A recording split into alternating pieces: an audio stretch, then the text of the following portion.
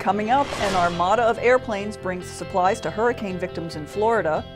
More notable aviators speak out against ATC privatization, and a look back at our record-breaking fly-in to Norman, Oklahoma, and remembering the brave men and women of Flight 93 on September 11th. AOPA Live this week begins in just a moment.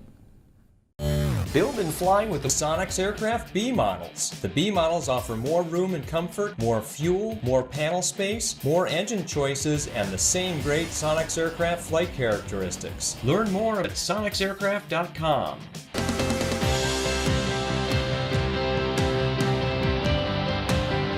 This is AOPA Live This Week with Tom Haynes and Melissa Rudinger.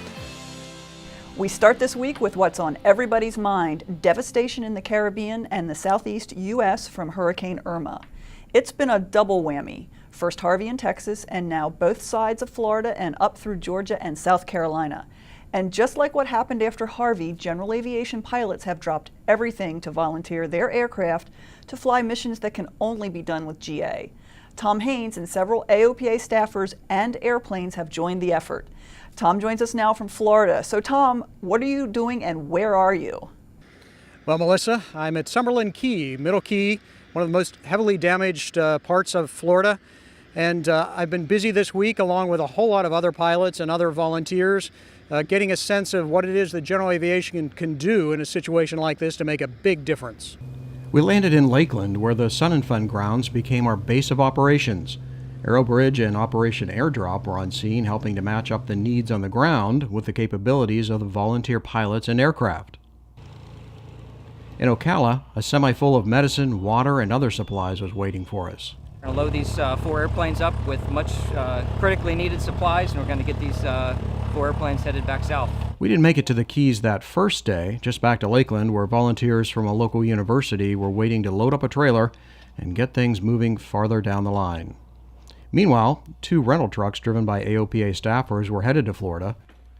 AOPA had put out a call for donations to the Frederick community, and they came rolling in to the National Aviation Community Center.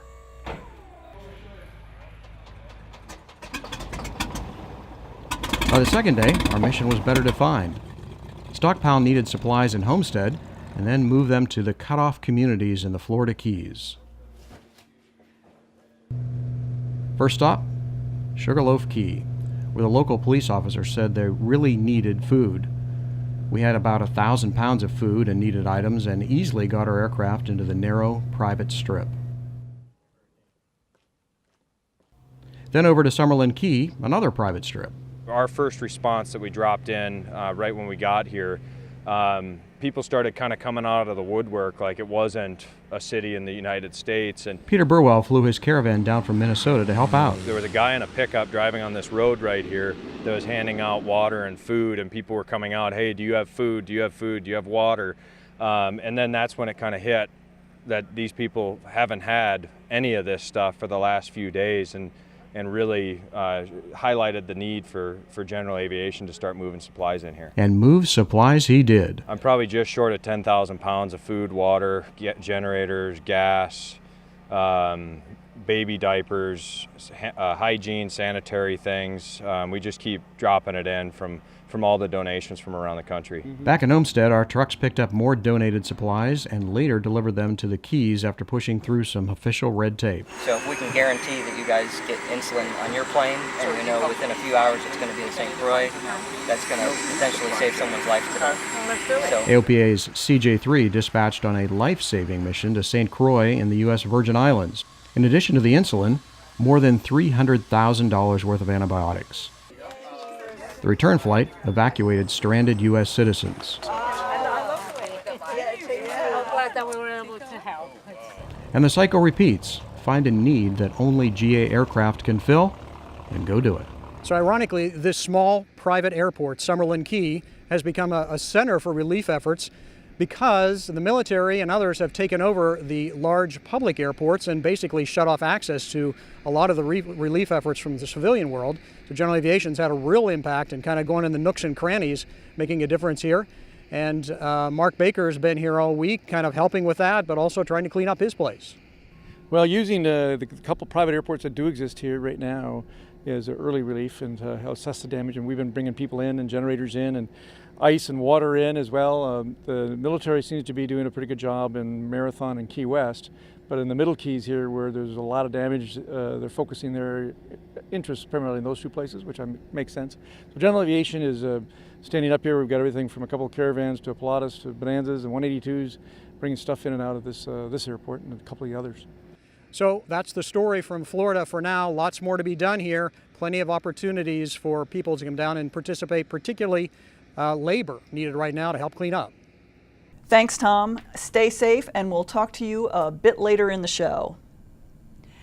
And Hurricane Irma and Harvey caused the vote on ATC privatization to be delayed. In the meantime, the General Aviation Coalition continues to fight this bill, which would remove air traffic control from the FAA and turn it over to the airlines. The International Council of Air Shows released another video with respected aviators speaking out against privatization. This one features 6 former team leads for the U.S. Air Force Thunderbirds and U.S. Navy Blue Angels, including our Executive Director of the Air Safety Institute, Richard McSpadden. We know firsthand that the air traffic control system in our country is the safest, the largest, the most diverse, and the most efficient in the world. We are concerned about recently proposed legislation that would turn America's air traffic control system to a private organization controlled by the airlines and their allies.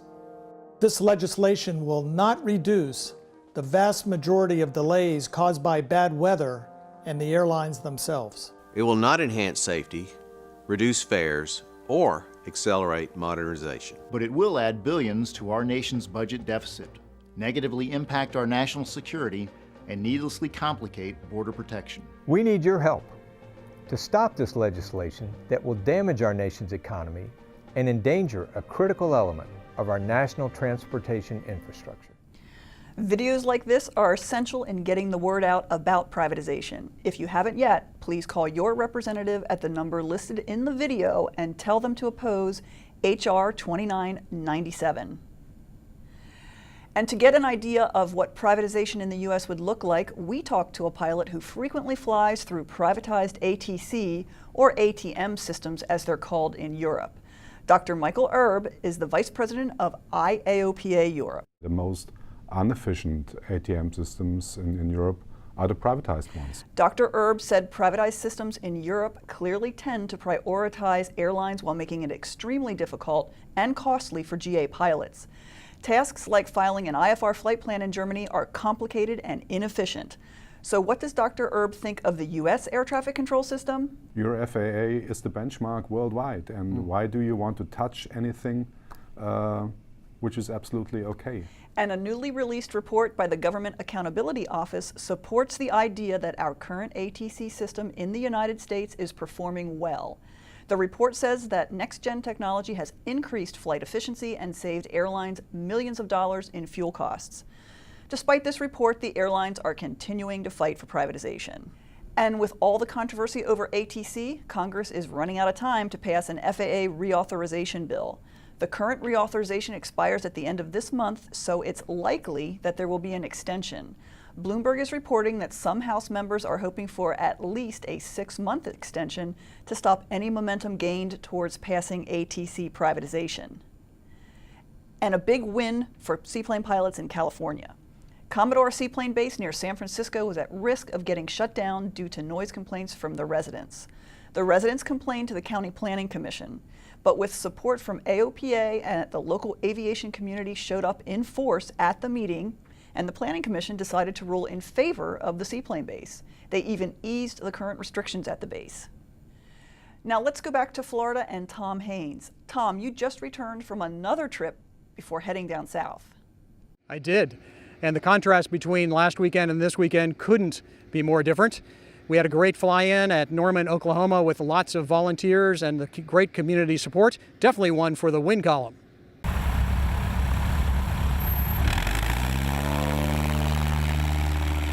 Blue skies, fair winds, and plenty of crimson and cream set the stage for a great event in Norman.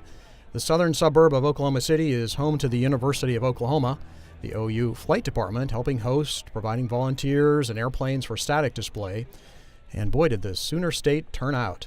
500 airplanes and a record-setting 7,500 people made a land run on Max Westheimer Airport. It's one of the best fly-ins that AOPA has hosted. We are so pleased to have them at Norman Westheimer.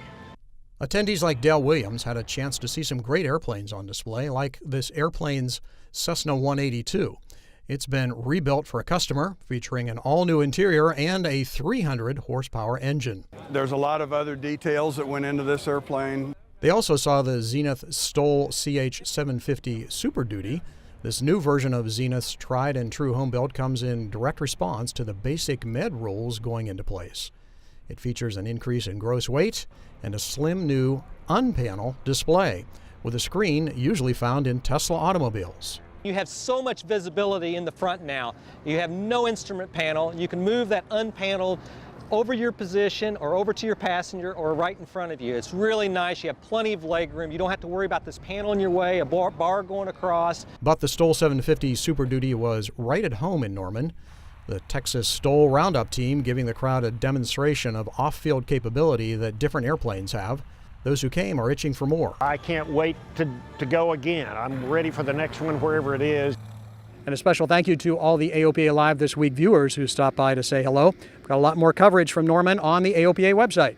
Thanks, Tom, and we'll talk to you again towards the end of the show. Coming up after the break, a hot air balloon race across Europe, a haven for history buffs at our upcoming Groton, Connecticut Fly-In, and a somber trip to honor the heroes of Flight 93. The smoke is on. He's giving everything that he's got. Oh, I'm on it! He's there! The Red Bull Air Race World Championship returns to Indianapolis Motor Speedway, October 14th and 15th. Tickets now on sale.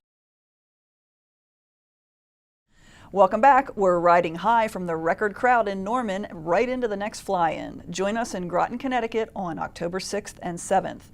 We'll have another great afternoon, this time with a New England flavor. AOPA Live's Paul Harrop says there's a lot to see and do around Groton, especially if you're into history. September 6th, 1781. You're high on a cliff overlooking the river. Fort Griswold is a strong fort, but the British keep coming. After hours of grape shot, the Brits have won.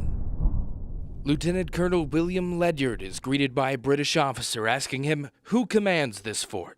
I did, says Ledyard, but you do now, offering him the hilt of his sword in dignified surrender. The British officer takes the sword and slays Ledyard with his own weapon. The Battle of Groton Heights is over. You can walk in the footsteps of this revolutionary battle in the still dug-out remains of Fort Griswold, a stone marking the spot where Ledyard fell. Groton is a town that has served America since before she was officially a country. The home to the U.S. submarine fleet, you can tour the USS Nautilus, the first nuclear-powered sub, and pay your respects to the brave lives lost on the submarine fleet in World War II at the National Submarine Memorial East, where the conning tower of the USS Flasher stands as a reminder of the 3,600 shipmates who never returned. Groton is a beautiful city by the water that has stood to protect us from sea to shining sea. Paul Harrop, AOPA Live. Thank you, Paul. Find out all the details on our website. We'd love to have you join us by the sea in a few short weeks. And across that sea, over in Europe, a pair of French pilots accomplished an amazing feat this week. Vincent Lays and Christophe Hover won the prestigious Gordon Bennett Cup gas balloon race. 21 teams from around the world competed in the race, which started in Switzerland. Whoever floats the longest wins. The winning team flew over 1,100 miles, and I can tell you as a balloonist, that's a long balloon flight. Do you want $500? If so, time is running out. The FAA's year-long $500 ADS-B rebate program is in its final days. The last day to reserve a rebate is September 18th. So far, less than half of the 20,000 available rebates have been reserved. To find out how to get your money, visit the FAA's rebate website. Fires continue to burn across the West, especially in Montana. With the fires come TFRs for firefighting operations. If you're flying in the area, make sure to check your NOTAMs before you fly. You can find a list of all the TFRs and a map on the FAA's website. And one last time back down to Florida and Tom Haynes. Tom, I imagine that it's some experience participating with so many GA pilots in this relief effort. Any final thoughts? Well, it was a week of both exhilaration and frustration, I have to tell you. I guess you kind of have to go into a situation like this with a bit of a, okay, we'll make this happen, whatever's thrown our way. It was frustrating at times, waiting for information, hard to communicate, where are we going to take supplies, what's really needed. But at other times when we knew we had the right supplies on board, we were taking to small airports like this one, where there was really no other practical way to get in, the roads were closed, and it was very rewarding to be able to deliver supplies to people, really making a difference by general aviation, and really that's what our airplanes are really good for. So I would do it again in a heartbeat. Thanks again, Tom, and thanks to you and all the pilots who've donated their time and aircraft to help out in the crisis. All right, we'll see you back in the studio, hope, next week. And finally, this week commemorates 16 years since the terrorist attacks on September 11th changed aviation and the world. An incredible story from that day is the bravery of passengers and crew on United Airlines Flight 93 who fought to prevent the airplane from being used as a weapon, saving countless lives. There's now a beautiful memorial at the crash site in Pennsylvania honoring the passengers' bravery. AOPA Live's Josh Cochran has the story. This once ugly field in Pennsylvania, ugly because of the horrific events that happened here, is now a beautiful memorial. A real dichotomy between how gorgeous it is and the horrific thing that happened here. And I think that this place is just a really beautiful, beautiful testament to the people who really gave up their lives to save others. The memorial shows the timeline of the events that fateful September day. It starts with a black stone walkway representing the flight path, with markers for the other flights on September 11th. Towering walls lead up to the visitor center. Mementos and timelines tell the stories of the everyday people who courageously fought against the terrorists that day. I was so moved by the one child's remembrance in there. He was across from a White House and he said, "Thank you for saving my life." Outside the visitor center, onlookers can reflect on the overlook of the flight path and the final resting place of Flight 93. On the other side of the memorial, a long path leads to a wall with the passenger and crew names carved in stone.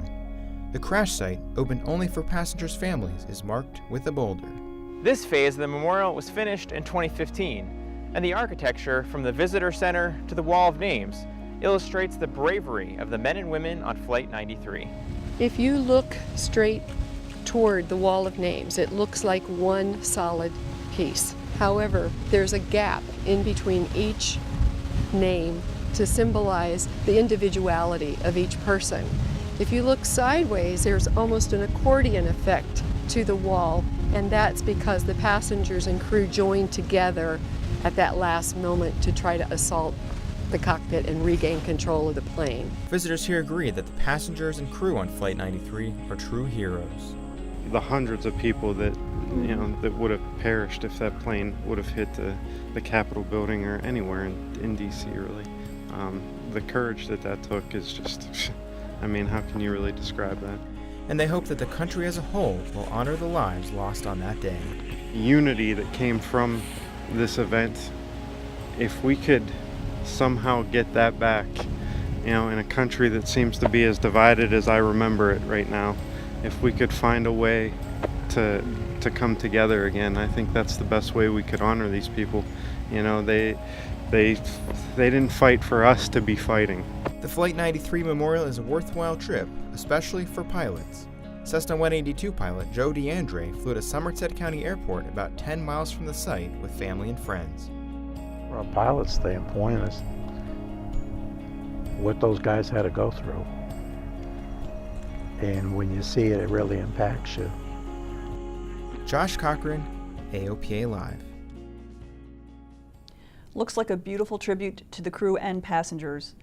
The Park Service is continuing to add to the memorial.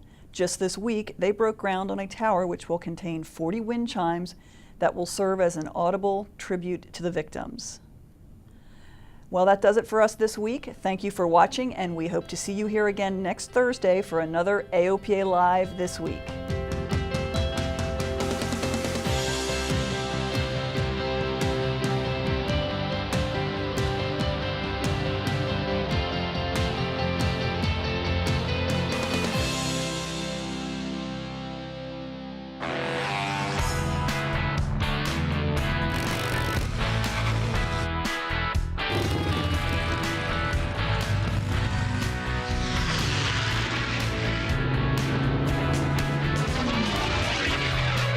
Brightline, instruments for professionals.